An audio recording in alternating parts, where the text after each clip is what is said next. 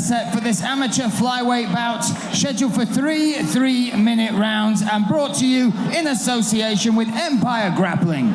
Introducing first in the blue corner, with a record of 3 wins against a single loss, representing Aspire, Dan Farrell!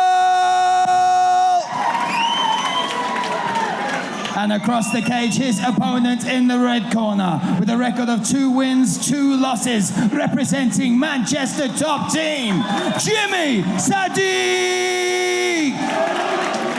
Your referee in charge, Mr. Paul Crossley. Well, the action continues on here at UK Fighting Championships 18. This another amateur flyweight contest. Dan Farrell, fighting out of the blue corner, representing Aspire Combat Sports Academy.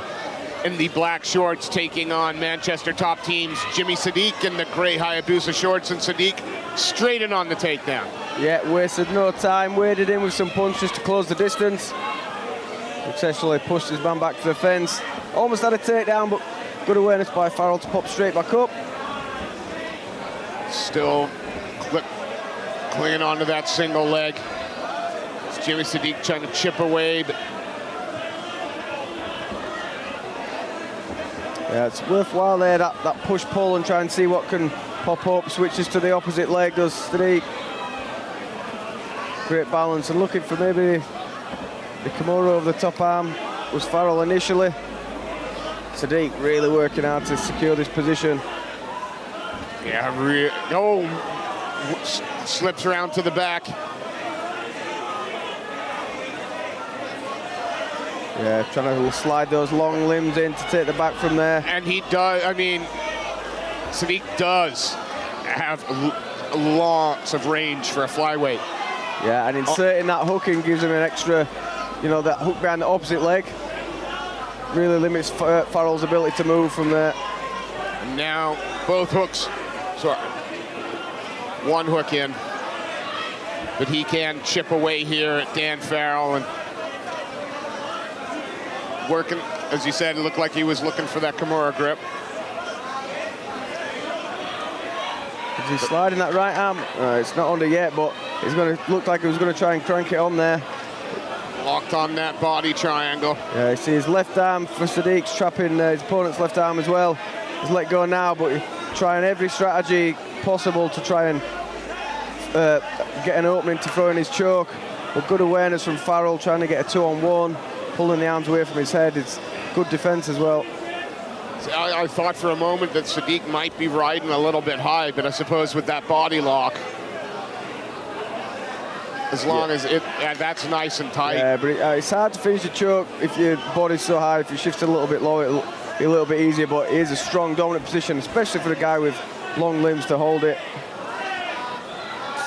But good 2-on-1 from Farrell. That allows him to keep safe as he stands. Really important that he keeps a hold of that arm, and he's got it through to the opposite side of his head as well, which is a bonus.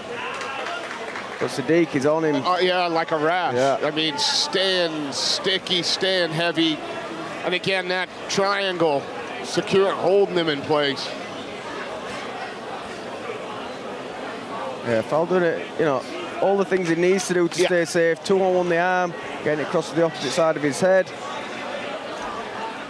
Oh, but Saddique almost punched his way through to the choke as Farrell popped up. Yeah, all one-way traffic in that round. And I hate that 10-8. All control right from the outset. Farrell defended well, but that's all he could do for the fight.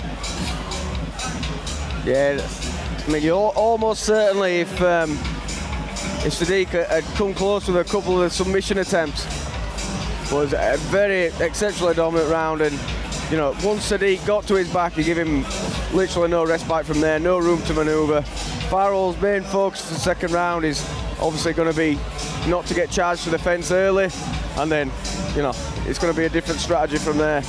Yeah, we didn't see Dan Farrell anything about what he wanted to do in that round. It was all reacting to. We'll see if he can set the pace for the second round. And his defense was great. It was on point, but he was still was defending for the full 3 minutes. Seconds are cleared. Here we go. round 2. We'll see if Jimmy Saddique looks to clinch straight away, and he does look to close that distance straight away. In on a single from well outside, but manages to tie it up. And yeah, managed to stay on it, and that's not an easy thing to do as well for a guy that's so tall at the weight.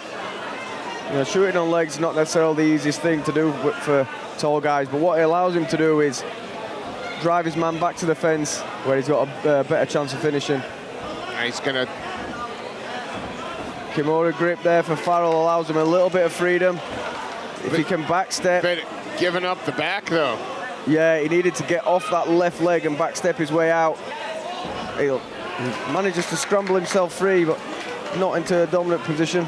The potential triangle there if he can get that right foot out, but Saddique has got his hips in, he's aware of it, doesn't want to give Farrell that space to rotate that right leg out from where it is currently stuck underneath his hips. As long as he stays aware of it and keeps his hips in, then he should be good. Oh, but there it is, it's out. Now it's in danger. And he's gonna look to try and pick a side and tighten that up, and he does. He's pulled the shin. He's got that locked up quite tight now. There's a few adjustments. You can still see a little bit of a gap, but that looks tight. He needs to try and work that left arm of Saddique across. Angle out to his left. But that looks a good position, and we've got a long way to work. Yeah, good little bit of time left in this round. Yeah, so you can see Saddique pulling that left elbow back to give himself a bit of breathing space on that side. Still possible to finish, and that's a great angle for Farrell. Oh, he's got it. He's gonna squeeze. Saddique doing everything he can to get something in between his body. Is it gonna end up as a mounted triangle?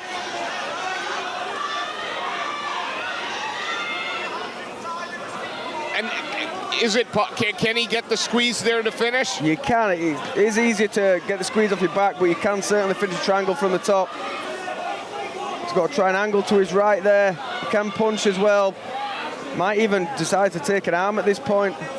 But then long links of Saddique getting in the way, just trying to try and get the weight off him a little bit. And he uses his resources well, to Saddique. Yeah, I think Farrell might be better just punching there if he can't get rid of the legs from in front of his waist. And he could, I mean, potentially like toe hold him, footlock there when his legs are prone in front. But he's going to struggle to finish the triangle with those hips braced across his hips. And Saddique's triangling his own legs. From the bottom, and so now... I mean, he could still finish that there, but he's unlikely at this point. It's going to be really interesting to see how that first round was scored now, because that's a 10-9 all day. Was the first one a 10-8? All to play for in the third one. And this is, you know, not to detract from Saddique in any way, but he's a long, slender guy, and sometimes in a triangle, you know, obviously on one of the sides it's the other guy's shoulder and trap and everything that puts the squeeze on. Because he is a slight guy without that much sort of musculature around there. Sometimes that can be a saving grace for him there. That might have just helped him, you know, ride out a really tough position where somebody else might have tapped, you know, that might have been more, you know. I would have. Yeah. But I mean, his durability definitely, because that looked fully on at some point in there. Well, all to play for round 3 in this amateur flyweight contest. Dan Farrell, the Aspire representative, fighting out of the blue corner in the black shorts. Jimmy Saddique, the Manchester top team prospect. Yeah, so, you know, one apiece, but how one apiece is the thing. Yeah. Nice work from Farrell, stuffing the head straight away. Saddique instantly trying to work an angle out to the back. Yeah, he gets and he gets it. Farrell does not want to let him set this position. He could try and get that Kimura grip again and backstep off the other leg. There is options, and there's knee bars and things like that, which he could do, but he doesn't want to let Saddique lock up that body triangle, which is what he's going to do. Which is done now. I mean, he just slowly sucked him into that position. Now that tight body triangle again. Yeah, it's good. I mean, it's a good angle that Farrell was working there. You're trying to get to 90 degrees to him and potentially turn in. And two on one, trying to turn his body across. Getting his back to the mat, opens up the triangle a little bit, and he might be able to turn in from there if he can keep turning towards Saddique. That's what he's trying to get into. He's putting some real good work, but wonderful scramble. I mean, that was just effort from Dan Farrell. That's everything he was working towards there. Saddique held on to the body triangle as long as he could. Farrell worked away on top, and now this gets really interesting. That was a dominant back position for Saddique. Farrell's got time to work on top, but he does need to do something. Saddique manages to get those long limbs underneath him, gets his back to the cage, and up he gets, and now Farrell dropping down, looking for the single.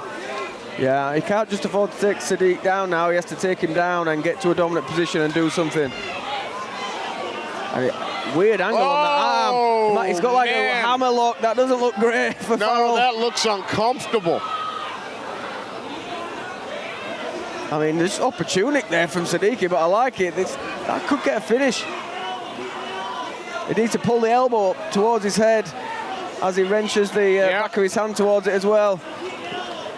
He's just struggling there to move around to be able to drive it up. That's his only issue, but he's certainly keeping Farrell in place. Absolutely, Farrell still trying to...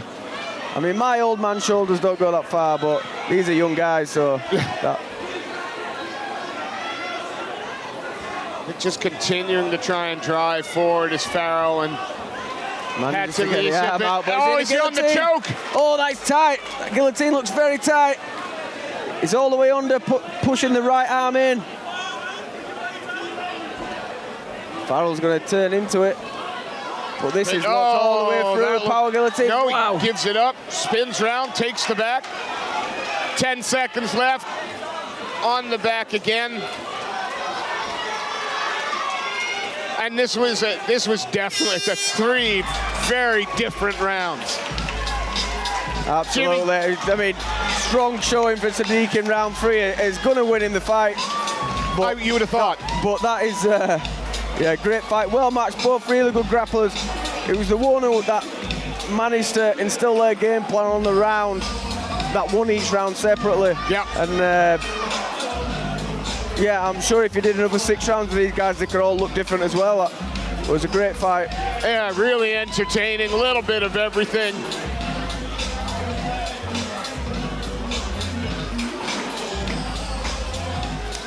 Our judges are just tabulating the scorecards. Yeah, what could have arguably been a 10-8 round 1 for Saddique. Then Farrell comes back with a solid 10-9 round of his own. Well, I'll give a quick shout out to Empire Grappling. Ladies and gentlemen, after 3 hard-fought rounds, this goes to the judges' scorecards. Your winner by unanimous decision. In the red corner, Jimmy Saddique. Let's give it up as well for Dan Farrell.